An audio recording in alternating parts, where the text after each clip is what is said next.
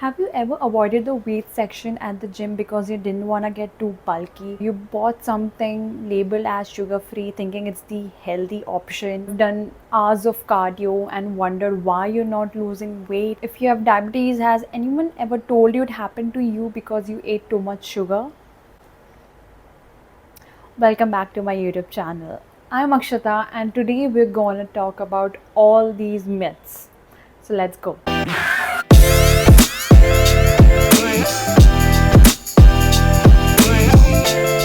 Okay, myth number one. If you have diabetes, especially type 1, then you should keep it safe. Light walk, cardio, not very heavy, intense workout. Here's the real science. The American Diabetes Association has suggested and recommended aerobic exercises and strength training, not one but both. So here's why strength training is actually a game changer for your blood sugar control. When you build muscles, your muscles becomes a glucose sponge and it absorbs your blood sugar without needing insulin to do it after and during the workout. Studies show that strength training reduces your HbA1c. HbA1c is your average 3 months glucose level. More muscle mass means more resting metabolic rate. It means your body is burning glucose not just during the workout but the entire day. And yes, lifting weights can cause a little rise in your blood sugar level, and that's absolutely fine. It's cause of the release of your stress hormone. It is manageable, it is temporary, and it's absolutely worth it for long run. People with type 1 diabetes have completed Ironman triathlons, weightlifting, summit, everything. So sticking to cardio is not a very good advice. Go and lift weights. Bottom line, cardio is great. Strength training is essential, not just for diabetics but also non diabetics. Myth number two, this myth has kept so many people, especially women, away from the weight section. I don't want to lift heavy, I don't want to look bulky, I just want to tone up. So here's the biology. To build those heavy, visible, bulky muscles that you usually see on bodybuilders, you need three things happening simultaneously. One, years of progressive, structured, and very intense and heavy resistance training. Number two, a significant calorie surplus. You need to be eating more than you actually burn. Number three, in cases for extreme results, anabolic hormones. It can be either natural, very high testosterone level, obviously, most women do not have, and the other option is in some cases performance enhancing drugs. And so, picking up dumbbells 3 times a week does not make you bulky. What actually happens, your muscle becomes more developed and it loses fat around that region. So what strength training actually does, it increases your metabolism. As I said, it you burn more round the clock, not just during the workout. Number two, it increases your insulin sensitivity. It means your body can handle sugar better. Number three, it makes you stronger, injury resistant. Number four, it literally changes the shape of your body, which cardio alone cannot do. So you will look leaner and you will develop muscles and lose fat. So stop being afraid of lifting weights. Myth number three, cardio is the only way to lose weight and fat. Closely related, but I need to cover this section because I have seen people running on treadmill for hours and wondering why are they not losing fat and weight. Here's why. Cardio burns calories during the workout. Yes, that part is true, but only during the workout. First, your body adapts. When you keep repeating the same exercise, the same routine, your body burns fewer calories. So you have to keep doing more and longer to get the same result. Number two, cardio only with calorie deficit can lead to muscle loss. Is the last thing you need because your muscle is your metabolic engine. Third, cardio burns calories only during the session, only during the workout. Once you stop running, the burning stops. So here's what strength training is doing. It creates something called as excess post exercise oxygen consumption, aka EPOC. Basically, your body continues to burn calories at an elevated rate even after the workout has ended. And the study says that this effect can continue for 24 to 48 hours post your workout. So, the real formula for fat loss is strength training to build and preserve your muscles, some cardio for your cardiovascular health, nutrition. Very important because you cannot out exercise a very bad diet. Sleep and stress management because it promotes fat storage, especially near your belly. Cardio is a tool, not the whole toolbox. So combine it with strength training and good nutrition, and you'll have the results. Number fourth, type 1 diabetes happens because you ate too much sugar. Seriously? Let me be very clear. Type 1 diabetes is an autoimmune disease. For people who don't know what autoimmune disease means, please go and search. Okay. In type 1 diabetes, the body's own immune system attacks and destroys its own insulin producing beta cells in pancreas.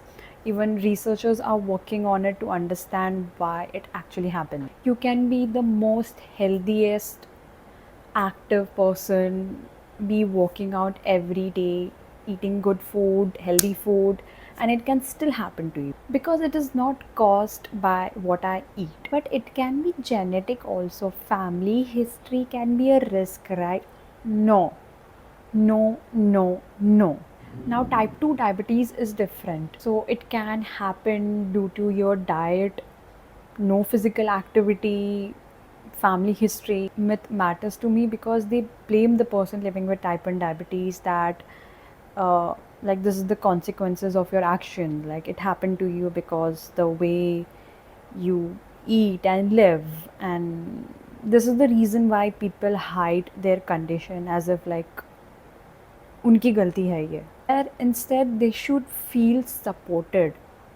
Again, type 1 diabetes is an autoimmune disease. It is not a lifestyle outcome, and it can happen to anyone. It can happen to anyone, and no amount of sugar caused it. Myth number 5, sugar free products are very healthy. And you've seen them: sugar free ice cream, zero coke, diet coke, sugar free cakes, diabetic cookies. Like they're everywhere online. And people buy them thinking this is the safest option. This is the healthy version, so I can eat more of this. But here's what sugar free products actually mean: product contains no sugar. That is it. That is the entire label. It says nothing about the total carbohydrates, calories. Sugar free products can have same calories as the original or the normal version. Sugar alcohols.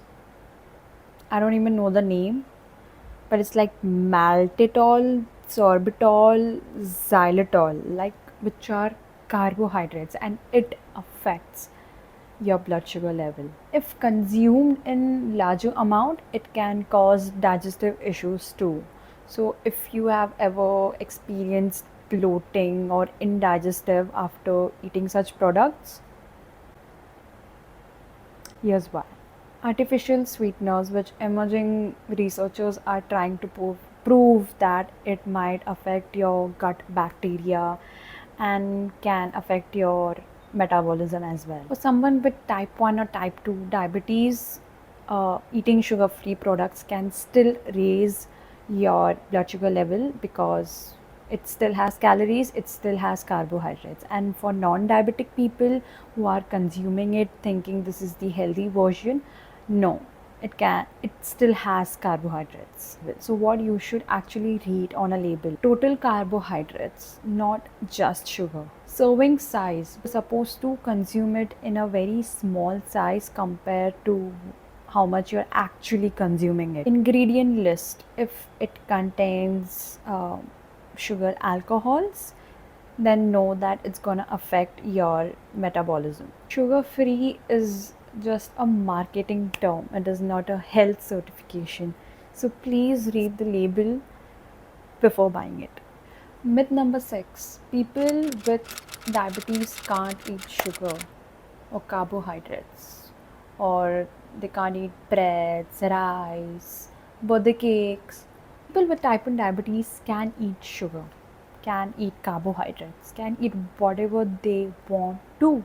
The key understanding is how you're gonna manage it with your insulin. The proper dosage is what is important. In fact, during intense exercise, type 1 diabetes, like I myself, have to eat any fast acting carbohydrates to prevent rapid low sugar level. Truth about carbohydrates, and this is not just for diabetic people but also non diabetic people. Not all carbs are same. White bread and broccoli both have carbohydrates, but they affect your blood sugar level in a very different manner. There's something called as glycemic index. It means how a carbohydrate is going to affect your blood sugar level, and it depends on the fiber content, the processing, and what you're having with it. And it also depends on your individual metabolism. Carbs are not your enemy, but processed carbs with no fiber, no nutrients are evil. Eat the carbs, learn the strategy. Food is not your enemy. So, what does not work? Extreme, unsustainable diet restriction that makes someone not enjoy food can lead to food disorders and not having a very healthy relationship with the food. So, carb is not your enemy, but extra processed carbs with no balance with fiber, nutrients are your enemy. So, please understand your carbs. Myth number 7: CGM patches are only for diabetics. Not true. Let me explain why you need a CGM patch. CGM means continuous glucose monitoring patch, and it reads your blood sugar level in real time. When you sleep, when you eat, when you work out, it is reading your blood sugar levels. Right now, most people think that it's a medical device, only diabetics need to wear it. Like, why do normal people need to wear it? You might have seen athletes, high performance athletes, nutritionists wearing a CGM patch. It doesn't necessarily mean that they are diabetic. Some people just need to understand their glucose level, and why reading your glucose levels and why understanding your glucose level is important.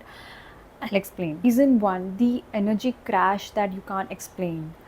That 3 p.m. energy crash, for example, you eat your lunch, you're fine for 1 hour, and suddenly you need coffee or you sugar and you're just exhausted. That crash is almost a drop in your sugar level after a huge spike after your meal. So, what happened is your body overcorrected your sugar spike, and suddenly, after overdosing it, your sugar level dropped. So, with your CGM, you can see this happening in real time where you eat your meal, your white rice meal, you can see your sugar level spiking, and then you will see it dropping also. So, you will have a data driven a proof, or I don't know, a chart where you can see actually what's happening, and you'll understand how your body reacts to certain food or certain routine. And reason number 2 is understanding your metabolic rate. Two people eating the same meal, having the same routine, same exercise, but may have different sugar levels. One person barely reacts, the other one sugar level spikes. So it all depends on your individual metabolism. So with your CGM, you can understand your metabolism response. Reason number 3 is wearing your CGM, you can understand your blood sugar level. So accordingly, you can time your workouts. Athletes and fitness enthusiasts wear a CGM so they can see when their sugar levels are optimal for hard training exercises, or how different pre-workout meals affect their workout, whether they are getting tired mid workout because of poor fueling pre-workout. Reason number 4 is catching patterns before it becomes a huge problem. That is pre-diabetes, where your sugar levels are at borderline, but you're still not a diabetic, but on the urge of becoming a diabetic, and it affects almost 1 in 3 people, and many people have no idea about it. But using a CGM patch, you can reveal it. CGM patch can reveal your patterns, your constant spikes after your meals, which your HbA1c cannot capture, because just like a one shot, like one blood test, it just averages your 3-month sugar. Even if you've had lows and you've had highs, so it will average out and you will come somewhere in between, so it might not capture that accurately. So a CGM patch would actually show you how much you spike and how much you crash. So should a normal person wear a CGM patch permanently? Not necessarily, because they are very expensive, and you just need to wear it till the time you understand how different meals affects your sugar levels and how different routines affect your sugar level. And once you understand it, you no longer need to wear it. It's just to understand your patterns. For anyone who's experiencing constant energy crashes, not able to lose weight, or having constant brain fogs, or on the borderline of diabetes, that is pre-diabetes, you can experiment with wearing a CGM so you'll understand your levels better. So maybe visit a doctor and get a CGM patch.